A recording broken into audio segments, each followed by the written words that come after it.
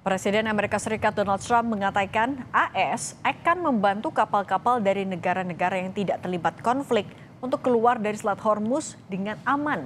Teheran memperingatkan campur tangan AS di Selat Hormuz melanggar gencatan senjata.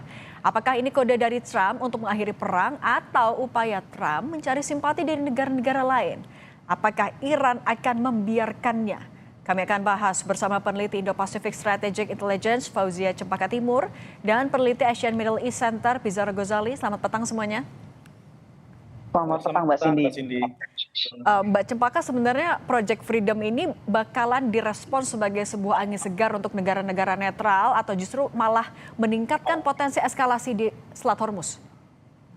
Saat ini yang memang sudah memberikan respon terhadap Project Freedom ini justru yang menarik adalah Rusia. Nah, ini Rusia yang pertama kali yang sudah memberikan respon, Mbak. Dan respon ini sebenarnya menarik karena melihat bahwa tidak adanya public condemnation atau tidak adanya yang sifatnya negatif dari Rusia terhadap oposisi atau yang mengoposisi sikap Trump ini begitu. Nah, ini yang sebenarnya perlu dilihat karena kita lihat bagaimana bahwa statement yang dikeluarkan Rusia ini sangat penting karena Rusia sendiri baru berhubungan dengan Iran melalui Arakci beberapa waktu lalu, juga melalui komunikasi langsung dengan Trump melalui Putin beberapa waktu lalu. Namun memang statement yang dikeluarkan oleh juru bicara Kremlin yaitu Dmitry Peskov ini lebih menyatakan bahwa agar semua pihak ini menahan diri, tapi tidak ada tekanan yang langsung terhadap Amerika Serikat sendiri. Nah, sebenarnya memang kita tahu bahwa tekanan dari Putin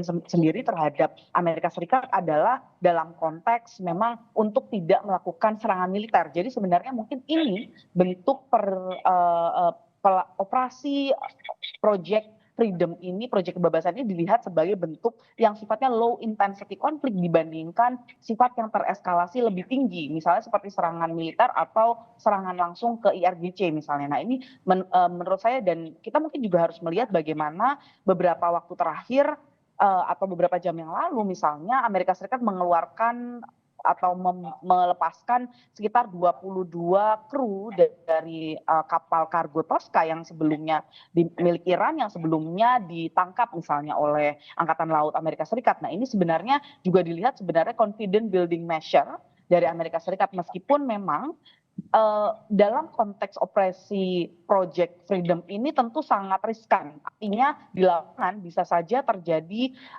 pelanggaran yang sifatnya mengeskalasi konflik ini nantinya, Mbak Nah, Cindy. tapi Mbak Cempaka, menurut Anda sebenarnya ini adalah angin segar yang menjadi retorika Trump aja untuk menarik simpati atau dia serius nih sebenarnya? Kalau saya lihat sebenarnya saat ini semua pihak termasuk terlebih Iran sudah memberikan 14 proposal, dan ini sebenarnya ketika statement Project Freedom ini diberikan oleh Amerika Serikat, ini sebenarnya bentuk yang lebih terdeeskalasi, Mbak. Jadi saya melihat sebenarnya mekanisme saat ini pun Iran sedang mendiskusikan dengan Oman, misalnya secara bilateral, diskusi lebih teknis dan mekanisme yang lebih operasional di lapangan terkait dengan pelayaran yang melewati Selat Hormuz ini. Jadi menurut saya sebenarnya ini dua belah pihak sedang memberikan proposalnya di atas kertas terkait Selat Hormuz. Dan kita tahu sebenarnya kedua belah pihak tentu memberikan mekanisme yang paling nyaman dan paling bisa diterima oleh kedua belah pihak, kedua negara begitu. Nah, dalam konteks ini Amerika memberikan melalui operasi Project Freedom, dan Iran mungkin nanti akan bersama dengan Oman dengan mekanisme yang lain, Mbak. Oke, kalau menurut Mas Bizarro sebenarnya Amerika Serikat lagi ngapain sih? Apa motif dia tiba-tiba meluncurkan Project Freedom? Motif di belakangnya apa? Ya, pertama saya tidak percaya itu proyek yang dilakukan oleh Trump itu quote and quote itu berdasarkan kemanusiaan seperti itu ya. Karena tindakan seperti ini yang disebut oleh Washington sebagai evakuasi paksa itu dilakukan tanpa koordinasi dengan Iran. Trump kita mengetahui dia mengatakan terjadi komunikasi yang produktif kepada Iran, dan kemudian dia sangat confident untuk melakukan upaya untuk penyelamatan kapal-kapal yang ada di Selat Hormuz. Tetapi kan tidak lama kemudian faksi Qatamul Anbiya, faksi militer dari Iran itu kemudian membantah dan dia mengatakan tindakan yang dilakukan oleh Trump itu sama saja memicu eskalasi baru dan itu sebuah pelanggaran terhadap militer senjata. Saya lihat niat Trump itu lebih kepada provokasi.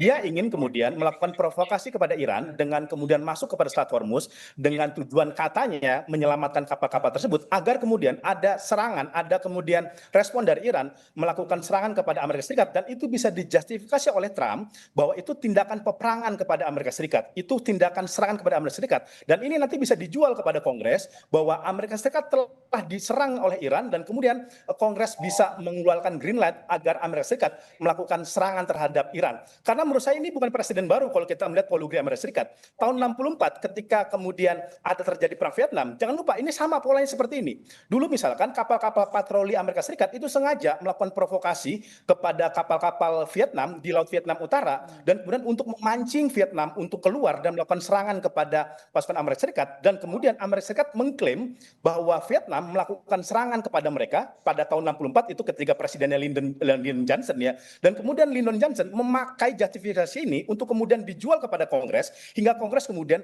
menyetujui upaya peperangan kepada Vietnam dan jangan lupa ya tahun 64 tersebut itu menjadi dasar nanti Amerika Serikat melakukan serangan darat kepada Vietnam karena ada ratusan ribu yang dikirim oleh Lyndon Johnson untuk melakukan invasi pada Vietnam. Memang ini konteks belum tentu sama, tapi saya lihat ada kemiripan, ada irisan yang sama. Bagaimana cara Trump untuk mengeskalasikan perang yang ada di Timur Tengah, dengan selama ini kan dia udah habis nih batas 60 hari, dia nggak punya alasan juga untuk justifikasi perang. Saya kira ini bagian dari upaya provokasi dari Donald Trump untuk memulangkan kapal. Karena gini Mbak Cindy, kapal-kapal yang ada di Selat Hormuz pun juga nggak merasa dia akan dilindungi oleh Amerika Serikat. Toh mereka nggak ada yang mau sampai sekarang di selamat Project Freedomnya Amerika Serikat. Kapal-kapal yang ada sekarang di Selat Hormuz mereka tidak mau sama sekali melintas Selat Hormuz karena tidak ada jaminan keamanan dari Iran dan jangan lupa ada ranjau-ranjau darurat yang masih disimpan oleh Iran dan mereka makanya itu tidak berani kemudian melewati Selat Hormuz. Nah tapi Mas Bizarro berarti kalau Iran sendiri akan terprovokasi nggak dengan strategi ini?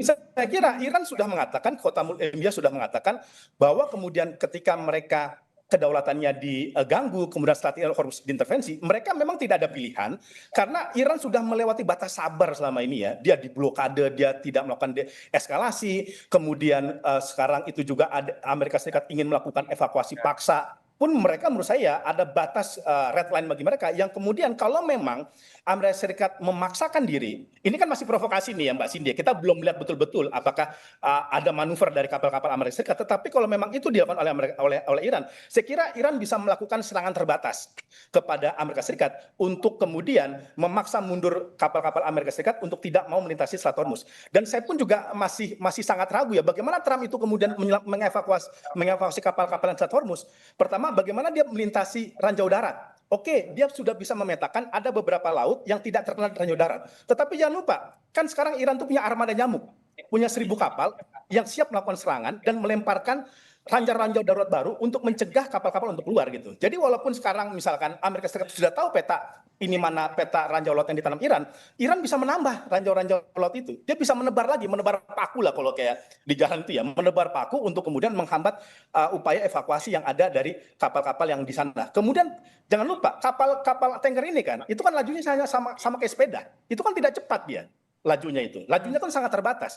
Bagaimana dia kemudian bisa menghindari serangan dari armada nyamuknya Iran, kapal-kapal kecil yang jumlahnya 1.000 itu dan punya kecepatan yang cepat, kan bukan tidak mungkin akan diserang di tengah jalan. Itu menurut saya makanya kapal-kapal yang ada sekitar 2.000 kapal yang ada di Selat Hormuz itu tidak mau kemudian menyambut ajakan dari Trump, menyambut Project Freedom-nya dari Trump. Karena mereka juga ngeri-ngeri sedap bahasanya. Kita belum dapat clearance dari IMO, International Maritime Organization, kita juga tidak bisa memastikan apakah pengeluar dari wilayah itu betul-betul aman dan belum tentu asuransi itu mau menanggung gitu. Sudah terbukti premi asuransi itu tidak mau menanggung kapal-kapal yang keluar itu dengan biaya yang sangat rendah. Oke, artinya dengan terlalu banyaknya resiko itu, apa yang akan terjadi selanjutnya apabila memang negara-negara itu menolak bantuan atau tawaran dari Trump? Kita akan bahas usai jeda, tetap bersama kami di Kompas Petang. Kita lanjutkan lagi dialognya, Mbak Cempaka, di tengah gencatan senjata ini, tapi kan tetap ada resiko yang mengikuti apabila ada negara-negara yang mau menerima tawaran dari Trump. Apa resiko, tapi kalau negara-negara itu menolak tawaran Trump ini?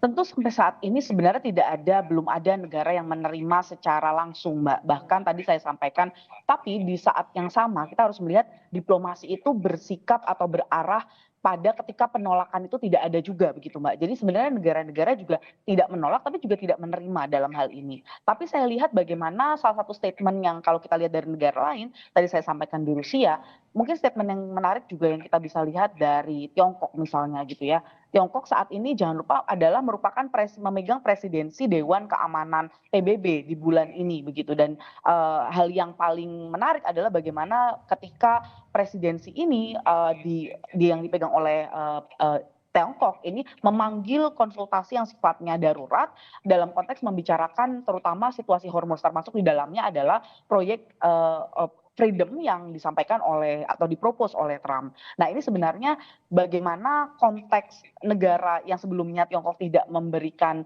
statement yang secara langsung begitu meskipun tentu saja lebih mendukung Iran secara back channel maupun secara sikap lainnya begitu dalam konteks diplomasi di multilateral, tetapi dalam konteks ini memang Tiongkok sendiri menjadikan hal ini penelitian begitu Mbak dan bahkan dibahas pada rapat darurat di PBB begitu. Jadi sebenarnya ini juga sebenarnya kita melihat belum ada penolakan dari negara-negara, tapi juga di sisi lain tentu saja ini juga mengatur ritme agar pintu negosiasi ini masih terbuka antara Iran dan Amerika Serikat karena Tapi memang tentu saja peperangan ini akan merugikan, peperangan yang semakin panjang akan merugikan banyak pihak. Nah, Mbak Cempaka, tapi artinya kalau misalnya ya belum ada yang betul-betul merespons, apakah artinya Project Freedom ini kayaknya gagal deh? Mungkin saja Mbak, karena kita lihat di awal-awal perang begitu ya, ada proyek yang sama sebenarnya ditawarkan juga Amerika Serikat ke negara-negara Eropa dan sebenarnya negara Eropa dan negara-negara Teluk begitu dan kedua belah pihak ini tidak menerima secara langsung begitu. Dan dalam konteks ini kita lihat sepanjang hingga pekan ke-9 perang ini berjalan begitu ini juga belum ada proposal yang dilakukan oleh diajukan oleh Trump itu tidak dilakukan juga gitu ya dengan adanya meskipun tidak ada penerimaan dari negara-negara lain dan menurut saya bisa saja begitu proposal ini ya hanya tertinggal di atas meja saja begitu dan merupakan bentuk yang tadi saya mungkin saya setuju dengan sampaikan Mas Pizarro bentuk yang ingin melihat respon dari Iran sendiri. Provokasi ya. Kalau Mas Pizarro menurut Anda ini kan di tengah tekanan harga BBM naik, tekanan ekonomi. Kalau misalnya ada negara-negara yang tergoda dengan tawaran Trump untuk dikawal lewat Selat Hormuz, selain resiko keamanan, apalagi yang mungkin terjadi? Terganggukah diplomasi juga antara negara-negara tersebut dengan Iran? Iya, kita mengetahui kalau saya lihat gini ya, Amerika Serikat ini kayak menyindir Eropa sekarang ya. Karena kita mengetahui Eropa kan dari dulu Uni Eropa dipimpin Keir Starmer Inggris itu kan selalu mendalilkan bahwa mereka akan melakukan upaya untuk membuka jalur wilayah Selat Hormuz itu benar-benar aman dari kapal-kapal yang ada di situ. Kan kita mengetahui beberapa negara-negara Eropa itu sedang melakukan seperti itu. Tapi kan kalau kita lihat Donald Trump itu kan melihat Eropa itu no action. Tidak ada tindakan yang real dilakukan dia untuk kemudian menyelamatkan kapal-kapal yang ada di Selat Hormuz yang sedang stranded sekarang untuk benar-benar keluar. Eropa sangat wajar alasannya. Pertama, dia tidak ingin menambah eskalasi terbaru dengan Iran. Kemudian ranjau-ranjau laut pun juga tidak bisa kita tidak bisa petakan di mana-mana saja tersebar. Masih ada upaya dari Eropa untuk coba menahan diri gitu. Tetapi kan ini kita lihat ya, ini yang kemudian terjadi deadlock antara Eropa dengan Amerika Serikat. Amerika Serikat melihat Eropa terlalu lamban, tidak terlalu berani. Dia berkali-kali kan melakukan kritik kepada Prancis, kepada Jerman, kepada Inggris. Nah ini kalau saya lihat ini kayak bukti Trump itu pengen nunjukin nih kepada Eropa. Nih saya nih berani nih. Saya kemudian berani kemudian menyuarakan tentang Project Freedom untuk menyelamatkan kapal-kapal. Walaupun sampai sekarang kita belum tahu bagaimana caranya. Bahkan ada 3 versi bagaimana Project Freedom ini ditafsirkan. Tafsir yang pertama ialah ada evakuasi paksa, artinya tentara militer lautnya Amerika Serikat menjemput bola kapal-kapal Selat Hormuz. Yang kedua ialah memberikan clearance terhadap ranjau-ranjau laut yang sudah ada. Jadi ranjau-ranjau laut yang sudah ada itu dibersihkan oleh Amerika Serikat dan kemudian pengawal kapal militer Amerika Serikat mengawal kapal-kapal dari Selat Hormuz untuk keluar.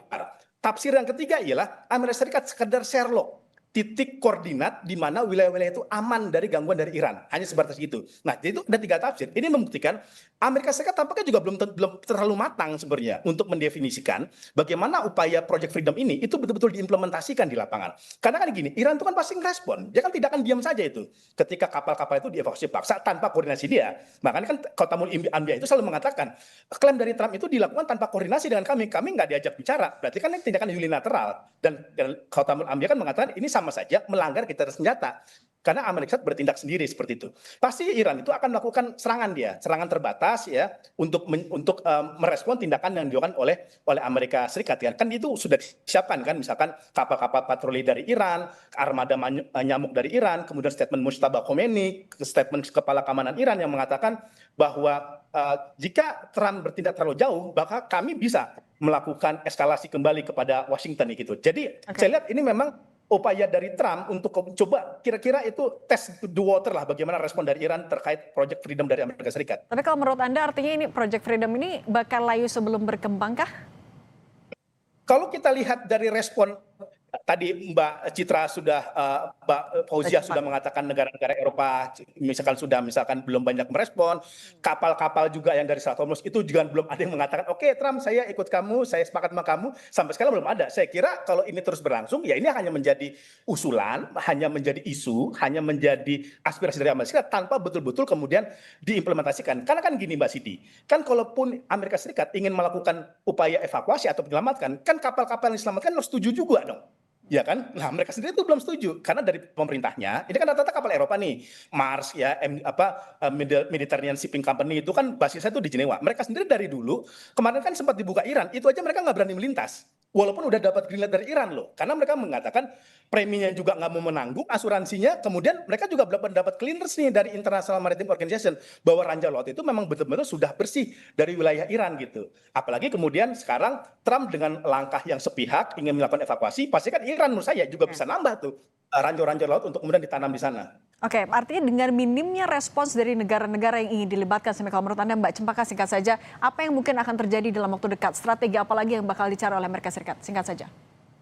Saya melihat bahwa ini adalah bagian dari tahap 1 dari 14 proposal yang ditawarkan oleh Iran sendiri begitu ya. Yaitu tahap 1 memang gelombang 1 ditawarkan terkait dengan penyelesaian Selat Hormuz. Nah, ini sedang tarik-menarik demikian, Mbak, karena memang di dalam penyelesaian 14 poin itu ada 3 tahapan yang memang dilakukan. Yang pertama adalah dalam konteks untuk Iran bersedia untuk yang menjadi pihak yang pertama kali membuka akses Selat Hormuz. Tapi yang kedua yang diinginkan adalah penarikan blokade Amerika Serikat. Nah, dalam konteks ini tentu saja sebelum melakukan blokade ini Amerika Serikat harus meyakinkan domestik bahwa blokade yang dilakukan selama terus-menerus sejak tanggal 8 April lalu begitu ya itu tidak sia-sia, sehingga tentu saja ini harus menggunakan asumsi atau proposal tadi di Project Freedom. Dan yang ketiga tentu saja adalah kita melihat bagaimana Iran sendiri sudah juga membuka diri untuk bahkan nantinya ketika blokade ditarik itu Iran yang akan membantu bersama-sama dengan negara-negara teluk lainnya bahkan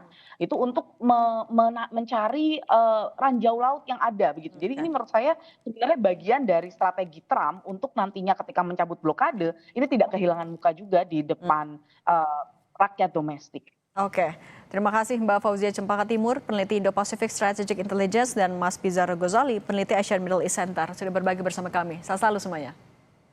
Selalu, makasih Mbak Cindy.